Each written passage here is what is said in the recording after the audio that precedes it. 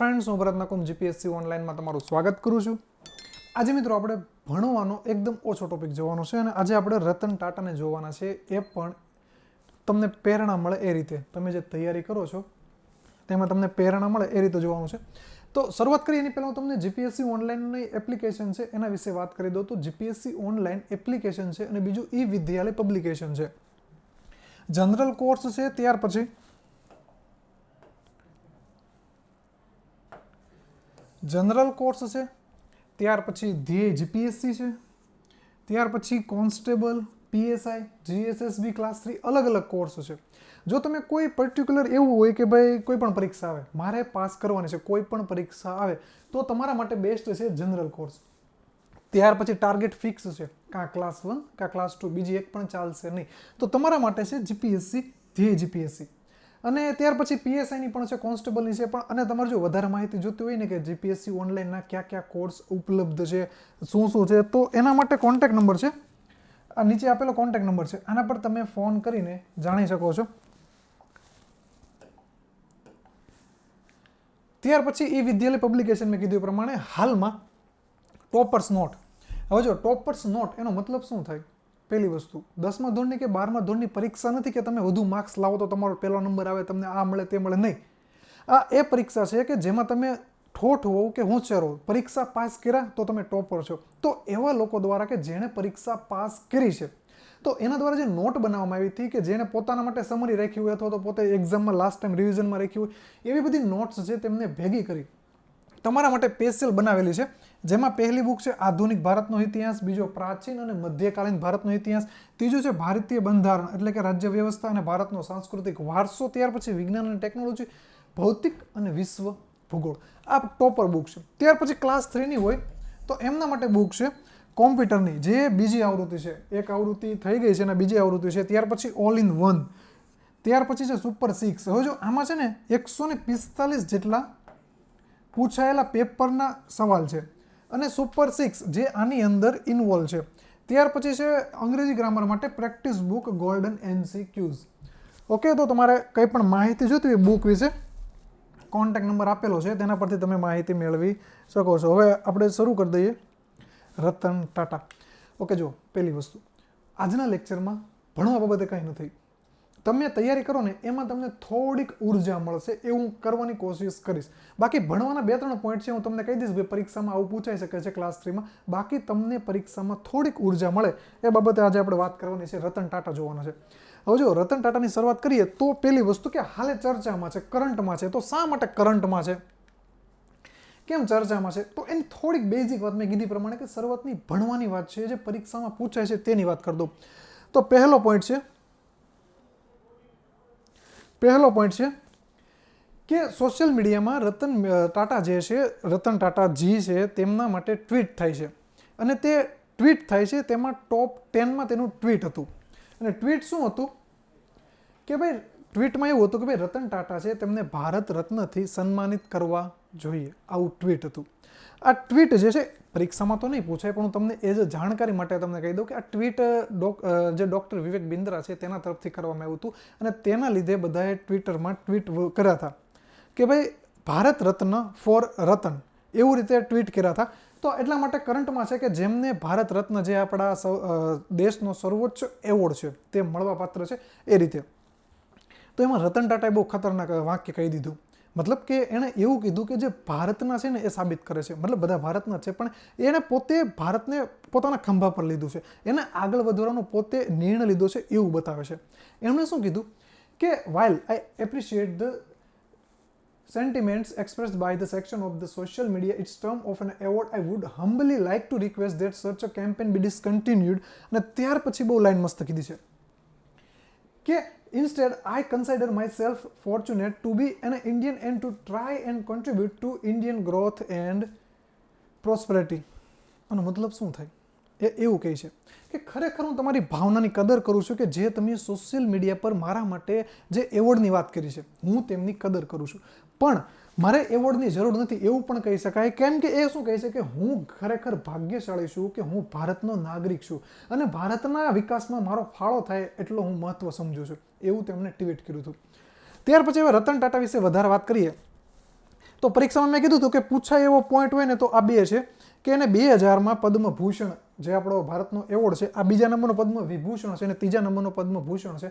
તો એને 2000માં પદ્મભૂષણ અને 2008માં પદ્મવિભૂષણ એવોર્ડથી નવાજવામાં આવ્યા છે, એને સન્માનિત કરવામાં આવ્યા છે. આ પરીક્ષામાં પૂછાય એવો પોઈન્ટ છે. ઓકે, હવે આપણે થોડીક અલગ વાત ઉપર જઈએ. રતન ટાટાની ફેમિલી છે. રતન ટાટા છે તેમનો જન્મ થયો હતો મુંબઈમાં 1937માં. તેમના પિતાનું નામ હતું નવલભાઈ અને મમ્મીનું નામ હતું સોનુબેન. આ તેમના માતા પિતા હતા. તો વર્ષ 1948 એટલે કે રતન ટાટા 7 વર્ષના કે 10 વર્ષના, પોતે એગ્રી 7 વર્ષના કરે છે. એક ઇન્ટરવ્યુમાં તેણે કીધું હતું કે 7 વર્ષની ઉંમરમાં અને નેટ પર 10 વર્ષ છે કે તેમના મમ્મી પપ્પા સેપરેટ થઈ ગયા હતા. સેપરેટ એટલે બંને અલગ અલગ રહેતા હતા. તો ના છૂટકે રતન ટાટાને પોતાના દાદીને ત્યાં રહેવાનું થયું. હવે આવી ઘટના ઘટી. આ ઘટના ઘટી તો એને સ્કૂલમાં કે કોઈ પણ જગ્યાએ કોઈ પણ વ્યક્તિ આવું કોઈ પણ ઘરે કે કંઈ પણ થાય તો આપણે જસ્ટ ચાલતા હોઈએ સ્કૂલમાં અને પડી જઈએ તો બી આપણી મજાક બને. તો આ તો બહુ મોટી ઘટના થઈ ગઈ, તો એની ત્યાં મજાક બની હતી. એને બહુ બધા ચીડેવો હતો, એવું બધું કર્યું હતું. તો તે ઘરે આવીને રતન ટાટા ઘરે આવીને તેમને દાદીને કીધું કે ભાઈ મારી સાથે આવું ઘટના ઘટી છે. તો એમના દાદીએ એક એવું વાક્ય કીધું, ખાસ સાંભળજો. એના દાદીએ એક એવું વાક્ય કીધું કે તેણે હજી સુધી તે વાક્યને સાચવું છે, સાચવું મતલબ એને પાલન કર્યું છે. અને આ વાક્યનું પાલન કર્યું અને એના લીધે એને તાનાશાહ કહેવામાં આવ્યો હતો. એના દાદીના નાનપણના એક વાક્યને લીધે આજે એને તાનાશાહ પણ કહેવામાં આવ્યો હતો. એ બધું હું તમને ડીપલી ચર્ચા કરીશ, પણ પરીક્ષા નહીં, તમને જે થોડુંક પરીક્ષાની તૈયારી કરો છો ને એમાં થોડીક ઉર્જા મળે ને એ બાબતે. તો આ મેં કીધું એ પ્રમાણે કે એને વાક્ય શું કીધું હતું કે એમના દાદીએ કે કોઈ પણ કિંમતે કોઈ પણ ભોગે, કોઈ પણ કિંમતે કોઈ પણ ભોગે તારી પ્રતિષ્ઠા અથવા તો તારું માન ક્યારેય ગુમાવવું જોઈએ નહીં. મતલબ કઈ રીતે કે તને એ કહે અને તું ગુસ્સે થા, તારું રિઝલ્ટ આપ, એમ નહીં. તારું પ્રતિષ્ઠા શું છે? ભાઈ મારું કામ કરવાનું, સ્કૂલે જાઉં છું ભણવાનું. એવી રીતે એણે કીધું હતું કે ભાઈ તું તારું કોઈ પણ કિંમતે તારું પદ, તારું માન અને તારી પ્રતિષ્ઠા છે તે જળવાવી જ જોઈએ. તો એ સંદર્ભમાં તેણે મતલબ કે અત્યારે મેં કીધું કે એને તાનાશાહ કહેવામાં આવ્યો હતો. તો એવી ઘટના ઘટી હતી કે હાલમાં થયા કે તેમણે પોતે નિવૃત્ત થઈ ગયા. તેમની પોતાની શું કહેવાય કે સંસ્થા છે કે જે કોઈ પણ ગરીબ તો ના કહેવાય પણ જે વિદ્યાર્થીઓને સ્કૂલ આપે છે, ત્યાર પછી કોઈ પણ જગ્યાએ ફંડિંગ કરતા હોય છે દેશની. હાલ કોરોના હતો તો ઘણા જગ્યાએ તેમના હોસ્પિટલ કાર્યરત હતા ફ્રીમાં. તો આવી એનું શું કહેવાય કે એક પ્રકારનું આપણે કોઈ પણ સંસ્થા કહી શકાય કે જે ફ્રીમાં છે. તો તેના તે હાલ ચેરમેન છે, પણ રિલાયન્સ ટાટા જે છે તેમના ચેરમેન નથી. ટાટા સન્સ છે તેના ચેરમેન હાલ નથી. તો તેણે જ્યારે તે પોતા ટાટા સન્સના ચેરમેન હતા તે પદ પરથી રાજીનામું લીધું અને તેણે જે યોગ્ય લાગ્યું તે વ્યક્તિને તેણે ત્યાં અપોઇન્ટમેન્ટ કર્યા હતા. એ હતા મિસ્ત્રી, સેરેસ મિસ્ત્રી. તો એ વ્યક્તિને 4-5 વર્ષ થયા ત્યાં કંપનીમાં. તો ત્યાર પછી ટાટાનો એક શું કહેવાય કે કરાર કરેલો હતો ટાટા ડોકોમો સાથે. તો એ જે ચિરેસ મિસ્ત્રી હતા તેમણે એવું નક્કી કર્યું હતું કે ભાઈ આપણે નિયમ પ્રમાણે ચાલશું. મતલબ કે જે બધું ડીપલી નથી કહેતો કે પહેલાં એવા નિયમ થયા હતા કે ભાઈ કોઈ નહીં લે તો ટાટા જે છે તે અડધી કિંમત ચૂકવશે, એવી બધી વાતો થઈ હતી. તો એમાં જે મિસ્ત્રી સાહેબ છે તેમણે કંઈક વાટાઘાટા કર્યા હતા. મતલબ કે તેમાં આડાવડું કરી અને તેમાં તેમને ટાટાનો પ્રોફિટ વધુ થાય એવી રીતે કર્યું હતું. તો ત્યારે રતન ટાટાએ કીધું હતું કે ભાઈ આમાં છે ને મારું માન મર્યાદા છે ને એ છે ને એટલા માટે એને મારી સાથે કાર્ય કર્યું હતું. તો એટલા માટે એને ત્યાંથી કાઢી મૂક્યા હતા. મતલબ કે ચેરમેનના પદ પરથી રતન ટાટાએ તેને કાઢી મૂક્યા હતા. બહુ કોન્ટ્રોવર્સી થઈ હતી. શાના માટે? તો કે રતન ટાટાની જે કંપની છે તેના માન માટે. મેં જે કીધું હતું ને તેના દાદીએ તેને વાક્ય કીધું હતું. તો તમે એક બહુ મોટી કોન્ટ્રોવર્સી હતી ને તેમાં તેને તાનાશાહ કહેવામાં આવ્યો હતો. કારણ કે તાનાશાહ કોને કહેવાય કે જે પોતાની મરજીથી કરે, જે પોતાની કંપનીને પોતાની સમજે અને કોઈનું બીજાનું ન વિચારે, તેને તાનાશાહ કહેવાય. પણ એવું નહોતું. તેણે એમાં મતલબ બહુ બધી થિયરી છે, પણ એમાં આ રતન ટાટાનો મેઇન પોઈન્ટ શું હતો કે મેં એને વચન આપ્યું હતું તો વચન પ્રમાણે જ થવું જોઈએ. આપણે પ્રોફિટ નથી જોતો, પણ વચન જે હતું તે પ્રમાણે જ થવું જોઈએ. ત્યાર પછી રતન ટાટા ભણવા ગયા હતા, વિદેશ ગયા હતા. અને જ્યારે તે વિદેશ હતા તો ત્યારે એની થોડીક લવ સ્ટોરી પણ છે કે જેને તેણે આજે લગ્ન નથી કર્યા. એની આપણે ચર્ચા નથી કરવી. તો એના ત્યાર પછી તે વિદેશ હતા તો તેમને અહીંયા બોલાવવામાં આવ્યા હતા ઇન્ડિયા. તો ઇન્ડિયા બોલાવવામાં આવ્યા તો મતલબ ઠપકાથી બોલાવવામાં આવ્યા હતા, પ્રેમથી નહોતા બોલાવવામાં આવ્યા. તો ઇન્ડિયા આવ્યા તો એમને અહીંયા કીધું હતું કે તું અહીંયા જોબ કર. તો એ હાલ મતલબ તે સમયમાં રિલાયન્સ કંપનીમાં, એની જ કંપનીમાં તે જોબ કરતા હતા. તેમની પાસે જોબ હતી, કાર હતી, મતલબ 4 વ્હીલર હતી. તે બહુ ખુશ હતા. કાર હતી અને જોબ હતી, બે બાબતમાં તે બહુ જ ખુશ હતા. તો એમાં તેમના શું કહેવાય કે બહુ ચહિતા જે JRD ટાટા, તે મતલબ કે રતન ટાટા એવું કહે છે કે હું આ ઉદ્યોગપતિ બન્યો, આ બિઝનેસમેન બન્યો, આ શું કહેવાય કે મતલબ જે કંઈ પણ બન્યો છું એ મારા પપ્પાને લીધે નથી બન્યો. મારા પપ્પાને લીધે મને ઇન્ટરેસ્ટ નથી એવો ધંધામાં. એમ કહે છે કે JRD ટાટાને લીધે મને આ ધંધામાં ઇન્ટરેસ્ટ આવ્યો છે. તો આ JRD ટાટાને લીધે તેઓ આ કંપનીમાં જોઈન થયા હતા. મતલબ કે તે જોબ એને મુકાવી અને આ નેલ્કો અને ત્યાર પછી ઇમ્પ્રેસ મિલ. જો આ સ્લાઇડ છે ને તમારે જોવા માટેની છે જ નહીં, ખાલી તમારે મને સાંભળવાનો છે. તો આ બંનેમાં છે ને તેમને ચેરમેન બનાવ્યા હતા અને આનું નિયંત્રણ તેમને આપ્યું હતું. પણ એમાં એક બીજી વાત હતી, શું કે આ છે ને 2% ખાલી હિસ્સો ધરાવતી હતી કંપનીમાં, આખા ટાટા ગ્રુપમાં, અને આનું નામ બહુ નીચું હતું. તો આ અને ઓલરેડી આ નુકસાનમાં હતા. શું હતા? ઓલરેડી નુકસાનમાં હતા. તો ટાટાને આ સોંપ્યું હતું. હવે જો હીરો હોય કે કોલસો હોય, બંને ગ્રેફાઇટમાંથી બને, પણ કોણ કેવું ઘસાશે એ પ્રમાણે નક્કી થાય. તો આ જોવું હતું કે ભાઈ હીરો, રતન ટાટા હીરો છે કે પછી કોલસો છે, એ જોવું હતું. તો એને આ કંપની આપી હતી જે 2% જ પ્રોફિટ ધરાવતી હતી અને શું કહેવાય લોસમાં હતી. આ બંને કંપનીએ તેણે શું કહેવાય કે આમાં મન મૂકીને એણે આમાં શું કહેવાય બધું એનું હોમી દીધું. તો આ કંપની એટલી બધી ટોપ પર ગઈ હતી કે આ એકદમ શું કહેવાય કે 20% જેટલું પ્રોફિટમાં આવી ગઈ હતી. આ કંપની 20% પ્રોફિટમાં આવી ગઈ હતી અને બહુ નામ બનવા માંડ્યું હતું. તો એમાં થયું એવું કે ત્યારે ઇમરજન્સી લાગી, ઇન્દિરાબેન ગાંધીવાળી. તો ત્યારે ઇમરજન્સી લાગી અને મંદી આવવાની હતી. તો આ બંને કંપની જે છે તે ખોવાઈ ગઈ. ખોવાઈ ગઈ મતલબ કહેતા કે આ બંને કંપનીનો શું કહે કે બંધ કરી દેવામાં આવી હતી. તો એના લીધે રતન ટાટાને મતલબ કે એનું સૌથી મોટું કે એણે મતલબ તમે એટલું વિચારો કે તમે કંઈક એમ્પાયર ઊભો કર્યો હોય બહુ મહેનતથી, કે જે ઝીરોમાં હતું, જે એકદમ ઝીરોમાં હતું એને ઊભું કર્યું હોય અને એ એક જ સમયમાં એકદમ ધરાશય થઈ જાય, તો કેવી ફિલિંગ થાય? ટાટાની, રતન ટાટા છે તેમની પ્રથમ મોટી આઘાત આ હતી કે જેણે પોતે ઊભી કરી હતી એ કંપની અત્યારે હાવ ડૂબી ગઈ. ડૂબી નહીં મતલબ કે બંધ જ થઈ ગઈ, કારણ કે ઇમરજન્સી અને એમાં પછી આવનારી મંદીને લીધે. ત્યાર પછી હવે આ કંપનીમાંથી જે JRD ટાટા છે એમને એવું લાગ્યું કે ભાઈ રતન ટાટા જે છે તે યોગ્ય છે. તો 1991માં એમણે આખું ટાટા સન્સ જે કંપની છે, Tata and group A company છે, એમના ચેરમેન બનાવી દીધા 1991માં. તમે વિચારજો, જેણે નાનપણમાં મતલબ કે ફેમિલી પ્રોબ્લેમ હતા અને આ ઉદ્યોગનું તે જાણતો નહોતો, વિદેશમાં હતો, ભણવામાં હતો, પણ આ જે રતન ટાટા છે તેમણે ઓક્સફર્ડમાંથી મેનેજમેન્ટ કરેલું છે, એને પાસે મેનેજમેન્ટની ડિગ્રી છે. તો આ JRD ટાટાને એવું લાગ્યું કે ભાઈ રતન ટાટા જે છે તે એકદમ પરફેક્ટ છે. પણ બીજા લોકો જે છે કે જેવી રીતે આપણે બીજા સલાહકારો તો હોય જ કે ભાઈ આ હું કામ કર્યું, ફલાણું હું કામ કર્યું, પણ એમને આમાં એટલી બધી ટીકાઓ મળી હતી કે અનહદ ટીકા મળી હતી રતન ટાટાને કે ભાઈ આ કોને સોંપ્યું છે, એણે જે લીધું, હાથમાં જે લીધું છે એ બધું પૂરું થઈ ગયું છે, એવું બધું મતલબ એ બધી ટીકા ચાલતી હતી. તો ત્યારે રતન ટાટાએ બહુ ખતરનાક એક વસ્તુ મતલબ માઇન્ડમાં કે એ બોલ્યા હતા. શું? કે take the stones people throw at your and use them to build a monument. તમને જે લોકો પથ્થર મારે ને તો તમે તેને ભેગા કરી લો અને તમે પોતાનું સામ્રાજ્ય ઊભું કરો.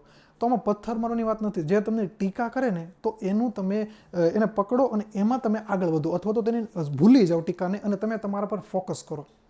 કારણ કે કોઈ પણ પરિસ્થિતિ હોય ને એમાં બે ફેક્ટ હોય. કોઈ પણ પરિસ્થિતિમાં બે ફેક્ટ હોય, એક પરિસ્થિતિ અને એક પરિસ્થિતિમાં તમારી પ્રતિક્રિયા. એક પરિસ્થિતિ અને એક પરિસ્થિતિમાં તમારી પ્રતિક્રિયા. તો બંનેમાં ફાયદો તમને એમાં જ થાય કે જો તમે પોતાના પર ફોકસ કર્યું હોય, પોતાના પર ધ્યાન આપ્યું હોય.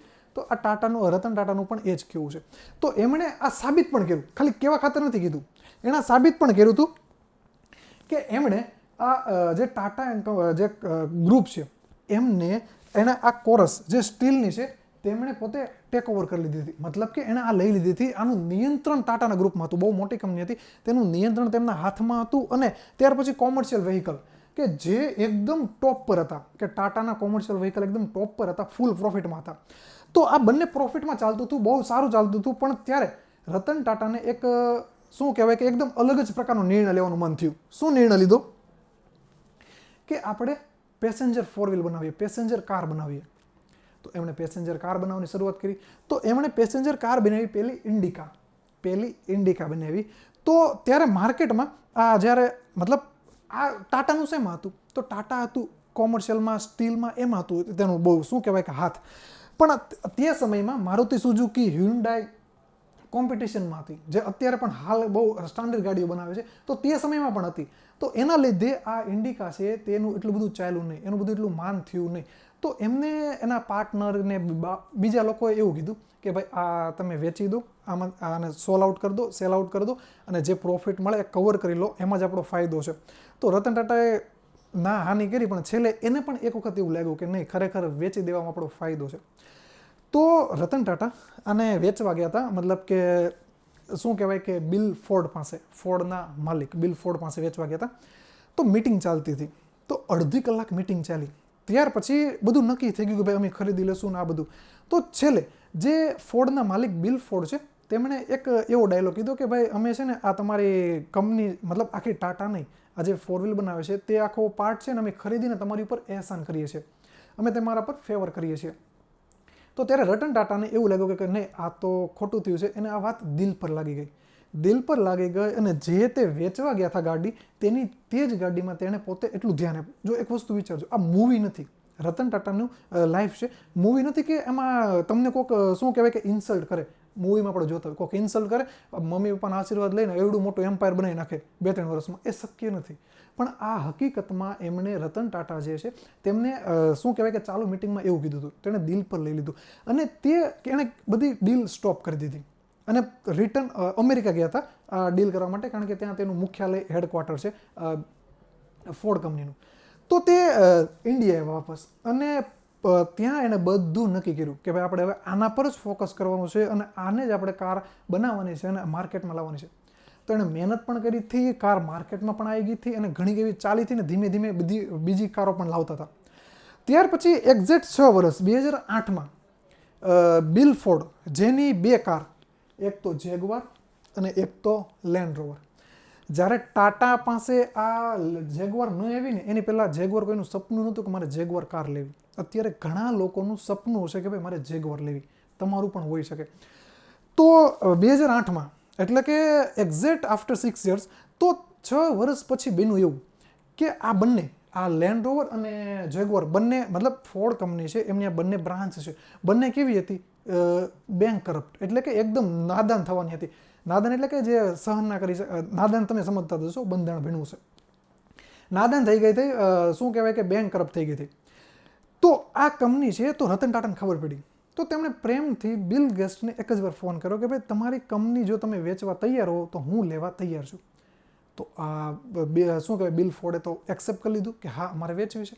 તો સેમ જેવી રીતે રતન ટાટા અમેરિકા ગયા હતા હેડક્વાર્ટરે, તેમ સેમ બોમ્બે આવ્યા આ શું કહેવાય કે બિલ ફોર્ડને તે બધા તેમની ટીમ સાથે. તો ત્યાર પછી આખી ડિસ્કસ ચાલતી હતી. તો છેલ્લે એવું કન્ક્લુઝન આવ્યું કે 300 કરોડ રૂપિયામાં આ બંને ટાટા ખરીદી લેશે. તો ત્યારે જ્યારે મિટિંગ ઓવર થઈ ને ત્યારે શું કહેવાય કે બિલ ફોર્ડે ઈચ્છા હતી, મતલબ બિલ ફોર્ડની એવી મનમાં આકાંક્ષા હતી કે આ મને છે ને જેણે મેં એને કીધું હતું ને એવું મને કહેશે. પણ રતન ટાટાએ તો કંઈ ના કીધું, પણ ઉલટું બિલ ફોર્ડે એને સામેથી કીધું કે આજે તમે અમારી આ બંને કંપની ખરીદીને અમારી ઉપર એહસાન કર્યો છે. જો આ રતન ટાટા છે અને મતલબ કે હવે કોઈ પણ વસ્તુ હોય, આપણને ખાલી 2 પૈસાનું કોઈક આપણને કંઈક કહી દઈને તો પણ આપણે એટલા શું ઘમંડમાં આવી જતા હોઈએ છીએ કે ભાઈ જોઈ લેશું. તો અત્યારે પણ તમારી સાથે એવું જ થતું હશે. તમે અત્યારે તૈયારી કરો ને તો તમને ઘણા કહેતા હશે કે ભાઈ કેદી પાસ થશો, પૈસા જ બગાડો છો, મોજ જ કરો છો, જાણતા રખડતા જુઓ, આમ તેન ફલાણું ઢીકણું ઘણું બધું કહેતા હશે. તો રતન ટાટા કહીએ એમ બીજા પથ્થરો ફેંકે ને તો એમાં સામા નહીં થવાના, પથ્થરો આવે છે આવવા દો, આપણે ભેગું કરીને શું કરવાનું, એમ્પાયર ઊભો કરવાનો. તો બસ અમારી આ જ વાત હતી તમને કહેવાની કે રતન ટાટા જે છે કરંટમાં હતું, પણ થોડુંક મને લાગ્યું કે તમને કહેવા જેવું છે. તો બસ આ વાત હતી. જો સારું લાગે તો શેર કરજો અને થેન્ક્સ ફોર વોચિંગ.